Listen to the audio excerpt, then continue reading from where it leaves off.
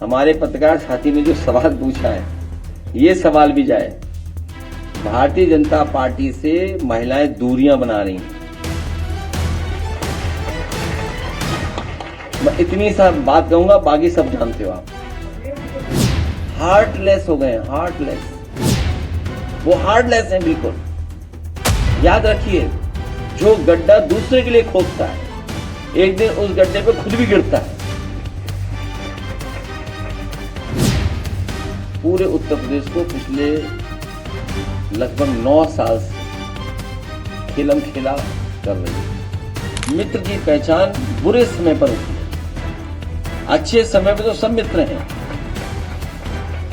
क्योंकि उत्तर प्रदेश में हमने देखा था, इनकी पुलिस कुछ वर्दी में, कुछ प्राइवेट ड्रेस में वोटर्स को धमका रहे थे।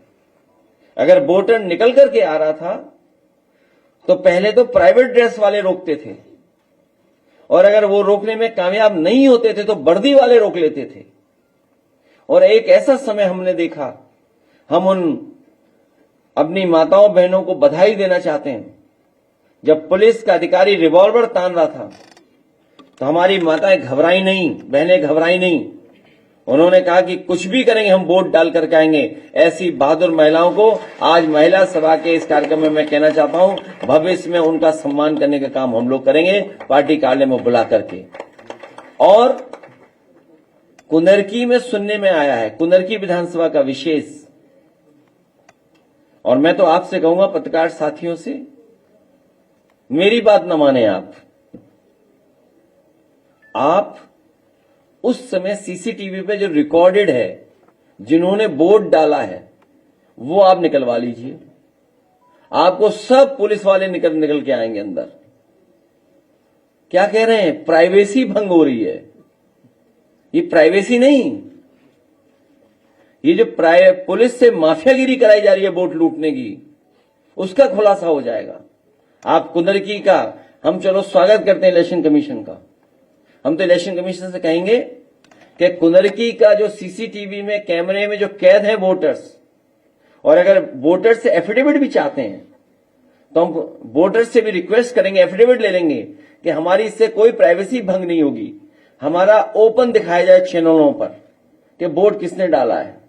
जब आप वोट डालते हुए वो वीडियोस देखोगे तो आपको नजर आएंगे पुलिस के बड़े बड़े लोग जो प्राइवेट ड्रेस में वोट डाला है अंदर जाकर के।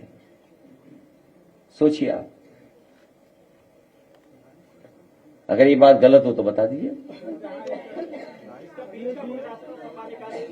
क्या बीच का रास्ता है? कोई बीच का रास्ता नहीं है।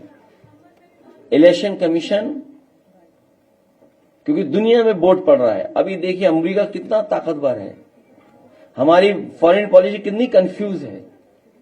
हालांकि हमें टिप्पणी नहीं करनी चाहिए, लेकिन याद रखिए, दुनिया देखती है कि आप किसके साथ खड़े हैं बुरे वक्त पर। अगर आप बुरे वक्त पे अपने मित्र के साथ नहीं खड़े हैं, जिसने कभी आप पर एहसान किया हो, तो ये बहुत बड़ा देश की फॉरेन पॉलिसी के साथ धोखा है। हालांकि बात बड़ी कह रहा हूं मैं, लेकिन हमारा मानना यही है। तो जब अमेरिका जैसा देश बैलेट से वोट पड़वा रहा है, हमारे यहां तो लोग अभी बहुत सी चीजें जानते नहीं हैं, गलती से शेयर कर लेते हैं कुछ चीजें सोशल मीडिया पे, गलती से फॉरवर्ड कर देते हैं कुछ चीजें। अभी तो केवल हम लोग देखना और फॉरवर्ड करना, गुड मॉर्निंग सीखे हैं व्हाट्सएप पे। अभी क्या सीखे हम लोग? तो सोचिए, इतनी टेक्नोलॉजी है।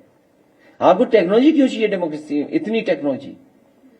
आप पढ़ाई में अच्छी पढ़ाई कराइए, समय के हिसाब से जो टेक्नोलॉजी जो बदल रही है उसके हिसाब से कोर्सेज लाइए, लेकिन हमारा वोट डालने का तरीका बैलेट से ही होना चाहिए। वो ही पुराना मैटर कि हमें पता हो कि हम वोट कहां डाल रहे हैं, हम कहां गुस्सा निकाल रहे हैं। मशीन की बटन दबाने से गुस्सा नहीं निकलता है। और थोड़ी सी जानकारी देते हैं, आप भी रिसर्च कर लें। सुनने में आया कि मेरठ का चुनाव 2019 का, उसमें कई ईवीएम खराब हो गई थी और वीवीपैट की पर्ची प्रिंट करके गिननी थी। फोटोकॉपी करके गिन दी थी। बताइए आप, हमारे पत्रकार साथी ने जो सवाल पूछा है, ये सवाल भी जाए, भारतीय जनता पार्टी से महिलाएं दूरियां बना रही हैं। मैं इतनी सा बात कहूंगा, बाकी सब जानते हो आप। और उसी का परिणाम यह है कि फेक एनकाउंटर, टांग में गोली मारना, बुलडोजर चला देना।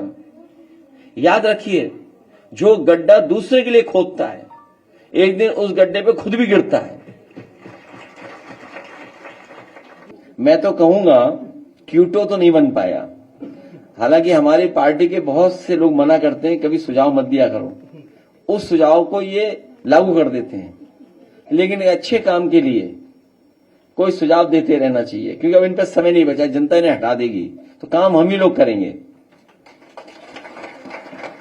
इन्हें दुनिया के दूसरे देश देखने चाहिए। वेनिस, वहां गलियों को कैसे उन्होंने वैसे ही का वैसे मेंटेन किया है। फ्रांस में भी कई पुराने शहर हैं, इंग्लैंड में भी हैं, यूरोप में कई शहर ऐसे हैं जिन्होंने अपनी हेरिटेज, विरासत को कैसे संरक्षित रखा है। तो वो काम करना चाहिए।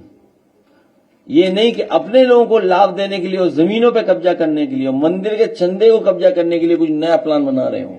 ये तो आपका सारा मॉल गया है, वो सारा दुकानों का इलाका। वहां देखिए कितना आंदोलन चल रहा है वृंदावन मथुरा में। ये जमीन कब्जा करना चाहते हैं। आप अयोध्या की पता करिए, किस तरह अयोध्या के लोगों को धोखा दिया इन्होंने। उसका परिणाम क्या हुआ? ये अयोध्या हार गए। बनारस के लोग जानते होंगे, वहां बहुत सारे पुराने मंदिर थे। धरती पर इतने मंदिर किसी ने इकट्ठे नहीं तोड़े होंगे जितने भारतीय जनता पार्टी के लोगों ने तोड़ दिए। पता करिए, बनारस में गलियों में बहुत सारे मंदिर थे। और कुंभ की पोल तो खुली गई इनकी। कुंभ में सोचिए, सुनने में आया है, ये भारतीय जनता पार्टी के लोग चाहते थे कि कोई घटना पहले हुई थी उससे ज्यादा संख्या ना हो।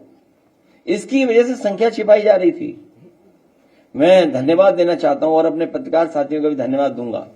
आप ही की भी इच्छा है कि उसी तरह की स्टोरी करें। मैं तो आपको बधाई दूंगा, करिए उसी तरह की स्टोरी, जिससे कम से कम सच्चाई तो सामने आए कि कितने लोगों की जान गई। और सोचिए, वो काला धन किसने दिया और किसके माध्यम से पहुंचाया। दुनिया का पहला उदाहरण होगा कि काला धन पुलिस लेके जा रही है। कहीं अगर ऐसा होता हो दुनिया में तो बताओ कि काला धन पुलिस लेकर जा रही है। आखिर किसने कहा दे के आई है? किसका पैसा था ये? वो तो जो लोग हैं, आम लोग जिनके परिवार के सदस्य खोए हैं, उनके पास सबकी फोटो है, सीसीटीवी में रिकॉर्डिंग है। तो इसीलिए मैंने कहा कि हर विभाग में सब खराब कर दिया है। इसलिए इस सरकार को हटाइए। हमारा निवेदन है आप लोगों से, सब हम लोग मिलकर के सरकार को हटाएं। वो एक ऐसी सरकार बनाएं जो उत्तर प्रदेश को विकास के रास्ते पे ले जाए।